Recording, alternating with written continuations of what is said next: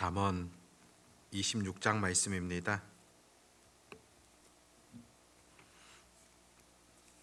잠언 26장 1절에서 10절까지 말씀입니다. 잠언 26장 1절에서 10절 말씀, 같이 하나님의 말씀 읽도록 하겠습니다. 미련한 자에게는 영예가 적당하지 아니하니 마치 여름에 눈 오는 것과 추수 때에 비 오는 것 같으니라. 까닭 없는 저주는 참새가 떠도는 것과 제비가 날아가는 것 같이 이루어지지 아니하느니라. 말에게는 채찍이요 나귀에게는 재갈이요 미련한 자의 등에는 막대기니라. 미련한 자의 어리석은 것을 따라 대답하지 말라. 두렵건대 너도 그와 같을까 하노라. 미련한 자에게는 그의 어리석음을 따라 대답하라. 두렵건대 그가 스스로 지혜롭게 여길까 하노라. 미련한 자 편에 기별하는 것은 자기의 발을 베어버림과 해를 받음과 같으니라. 저는 자의 다리는 힘없이 달렸나니 미련한 자의 입의 잠엄도 그러하니라. 미련한 자에게 영예를 주는 것은 돌을 물매에 매는 것과 같으니라. 미련한 자의 입의 잠언은 술 취한 자가 손에 든 가시나무 같으니라. 장인이 온갖 것을 만들지라도 미련한 자를 고용하는 것은 지나가는 행인을 고용함과 같으니라. 아멘. 오늘 읽었던 본문 가운데 가장 많이 나타나는 그런 단어, 표현 어떤 것입니까? 바로 미련하다, 미련한 자다, 그런 표현들이 계속 반복되어지는 것을 보게 됩니다. 미련하다, 이것이 어떤 의미를 가지고 있습니까? 사전적인 그런 정의를 보면 터무니없이 고집을 부릴 정도로 매우 어리석고 둔하다, 그런 사전적 의미를 가지고 있습니다. 그런데 성경에서 특별히 잠언서에서 말씀하고 있는 이 미련이라는 것은 일반적으로 표현하는 것과는 조금 결이 다르다는 것을 보게 됩니다. 그 원어적으로 의미를 들여다본다면 죄를 그 업으로 삼고 사는 자들이다, 그런 표현이 더 적당하라고 볼 수가 있습니다. 다른 표현으로 한다면 죄를 지으면서도 양심의 가책을 느끼지 않는 자들, 늘 죄와 친숙한 자들, 그가 바로 미련한 자라 볼 수 있다는 겁니다. 신약 성경에서도 보면 예수님께서 바리새인들을 향하여서 양심에 화이 맞았다, 그런 표현들을 볼 수가 있습니다. 죄를 지어도 죄인 줄 모르는 사람들, 또 양심의 가책을 전혀 느끼지 않는 자들, 바로 오늘 본문에 표현하고 있는 미련한 자들과 그 의미를 같이 한다고 볼 수가 있습니다. 하나님에 대한 올바른 지혜, 또 하나님께서 주시는 그 지혜를 깨닫지 못하고 자기 생각, 자기 지혜, 그것이 최고로 여기는 자들, 바로 미련한 자다 볼 수가 있습니다. 오늘 본문 속에서는 그 미련한 자 어떻게 평가를 하고 있습니까? 1절에 보면은 미련한 자에게는 영예가 적당하지 아니하니 마치 여름에 눈 오는 것과 추수 때에 비 오는 것 같으니라. 그들에게는 영예가 적당하지 않다, 그렇게 언급하고 있습니다. 영예라는 것, 어떤 사람에 대하여서 영웅시한다거나 칭찬하는 것을 의미합니다. 그런데 미련한 자는 그 영예와는 전혀 어울리지 않는다는 것을 분명 강조하고 있습니다. 또 미련한 자는 여름에 눈이 오는 것과 추수 때에 비 오는 것 같다, 그렇게 표현을 하고 있는데, 여름에 눈이 온다는 것은 농작물에 냉해를 입히는 것으로 치명적이지 않습니까? 또 추수 때가 되어서 비가 온다는 것, 그것은 바로 수확물을 망치게 되어지는 그런 결과라고 볼 수가 있습니다. 이렇듯 미련한 자들은 늘 해로운 결과를 가져오게 된다는 것을 이렇게 비유적으로 표현하고 있는 것을 보게 됩니다. 그렇기 때문에 미련한 자들은 이런 화를 당할 것임을 언급하고 있는데 3절에 보면 말에게는 채찍이요 나귀에게는 재갈이요 미련한 자의 등에는 막대기니라. 미련한 자를 비유하면서 말과 나귀와 같은 그런 짐승을 대하는 것 같이 그렇게 표현하는 것을 보게 됩니다. 미련한 자들에게는 늘 바른 길로 안내할 수 있는 이런 막대기와 같은 것이 늘 필요하다는 것이며, 또 이 막대기라는 것을 통하여서 그들에게는 분명한 심판이 있다는 사실을 강조하는 것 또한 보게 되어집니다. 그렇다면은 우리가 미련한 자들 어떻게 대해야 되겠습니까? 우리 주변에도 보면은 이런 미련한 자들 여전히 존재하는데 그들을 대함에 있어서 우리가 어떻게 해야 될 것인가? 4절 말씀 보면 미련한 자의 어리석은 것을 따라 대답하지 말라. 두렵건대 너도 그와 같을까 하노라. 미련한 자에게는 그의 어리석음을 따라 대답하라. 두렵건대 그가 스스로 지혜롭게 여길까 하노라. 그들의 어리석음을 따라서 대답하지 말라. 그렇게 지금 지적하고 있습니다. 미련한 자들과 지속적으로 교제하며 또 그들의 주장에 대하여서 동조하게 되어지는 그런 행동을 의미하고 있는데, 바로 너희도 그와 같이 미련한 자가 된다는 것을 분명히 전해주고 있습니다. 또 5절 말씀 속에서는 미련한 자에게 어리석음을 따라 대답하게 되어지면은 미련한 자가 스스로 지혜롭게 여길 수 있다는 것입니다. 그렇기 때문에 미련한 자의 주장에 대하여서 동조해서도 안 되고 또 미련한 자의 그 생각들을 따라가서도 안 된다는 것을 오늘 말씀은 분명하게 가르쳐 주고 있다는 사실입니다. 6절에도 보면 미련한 자 편에 기별하는 것은 자기의 발을 베어 버림과 해를 받음과 같으니라. 기별한다는 것은 어떤 소식을 전한다는 그런 의미이지 않습니까? 지금은 전화가 발달되어져 있기 때문에 언제 어디서든 또 소식을 전할 수가 있습니다. 그런데 한번 과거를 생각해 보십시오. 저도 어렸을 적에 보면은 전보라는 것이 있었는데 당시 우체국을 통하여서 소식들을 전해주는 그런 일을 하곤 했었습니다.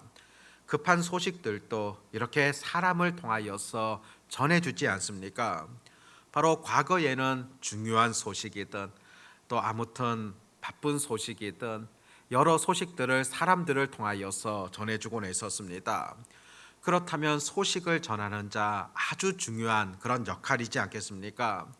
또 이들은 무엇보다도 정확한 소식을 전해야 될 그런 책임, 역할이 있습니다. 그런데 미련한 자들에게 이 일을 맡긴다면 어떻게 되어지겠습니까? 자기의 발을 베어 버리는 것과 같아 그렇게 지금 표현하고 있는데, 큰 해를 받게 되어지는 그런 결과를 초래하고 만다는 사실입니다.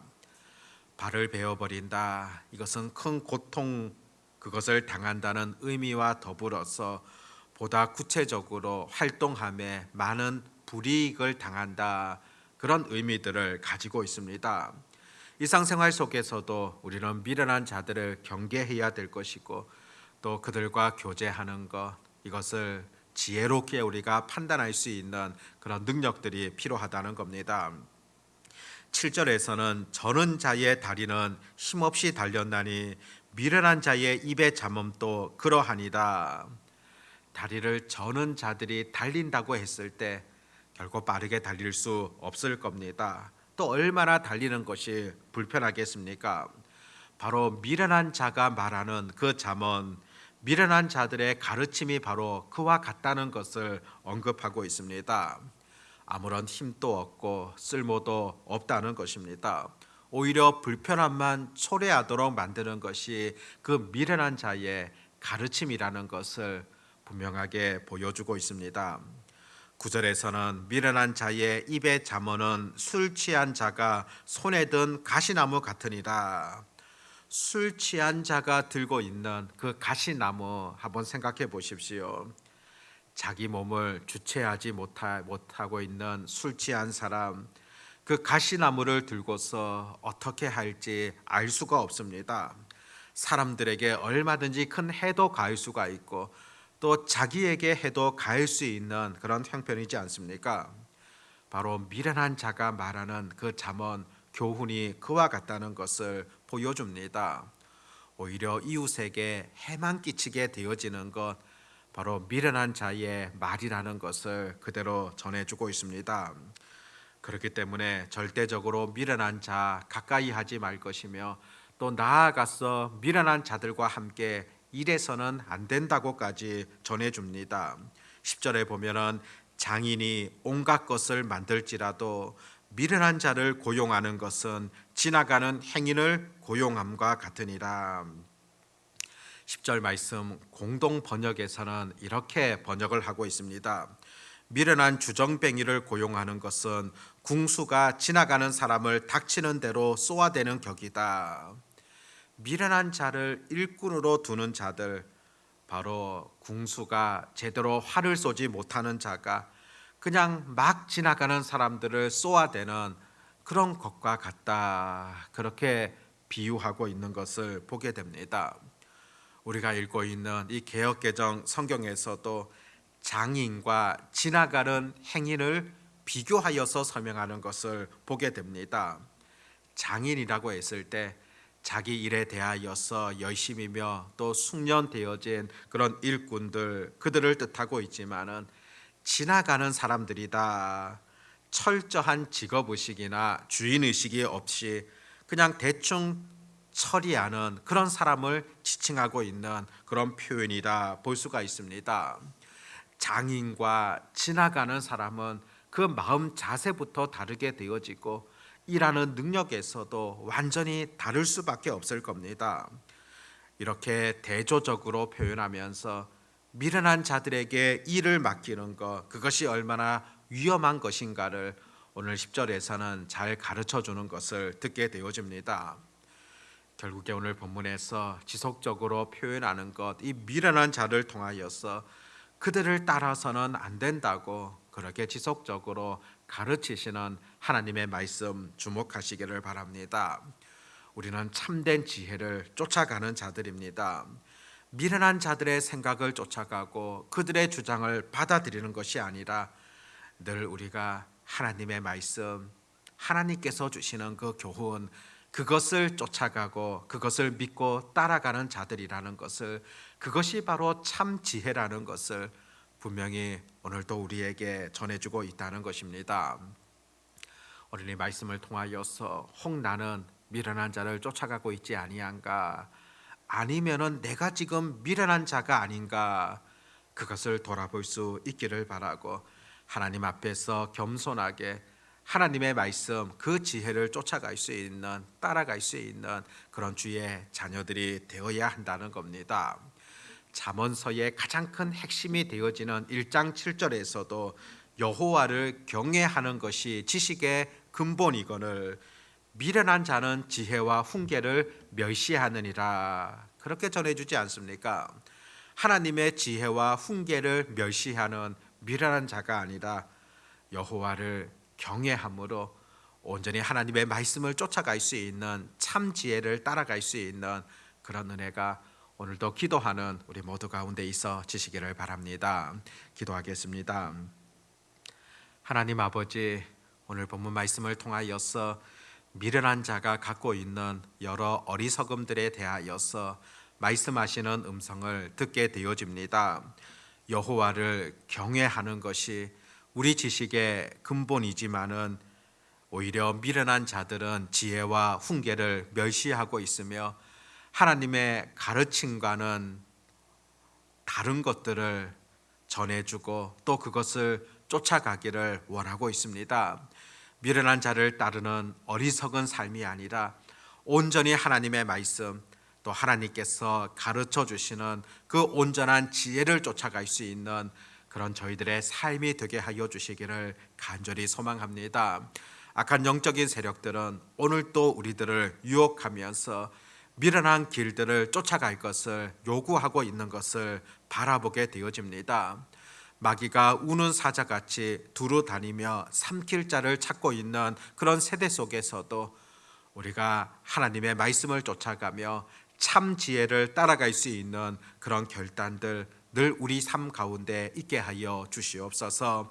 오늘도 하나님 앞에 부르짖는 자들 가운데 은혜를 베풀어 주시옵시고, 또 사람들이 생각할 수 없는 그런 길들 하나님께서 온전히 열어주시기를 간절히 소망합니다. 추석 연휴로 인하여서 또 먼 길을 오고 가는 모든 성도들을 하나님께서 보살펴 주시옵시고 또 안전을 지켜주시기를 간절히 소망합니다. 가족, 친지들과의 그런 만남 속에서도 선한 영향력을 끼치게 되어지는 그런 은혜가 있게 하여 주시옵고, 무엇보다도 우리가 그리스도의 편지로서 그리스도의 추천서로서의 그런 역할들을 다할 수 있도록 하나님께서 도우시고, 또 저희들이 힘이 부족하다면 하나님께서 능력을 더하여 주시기를 간절히 소망합니다. 오늘 하루도 은혜 가운데 또 말씀 가운데 살아가는 복된 하루 되기를 간절히 소망하오며 전능하신 우리 주 예수님의 이름으로 기도드립니다.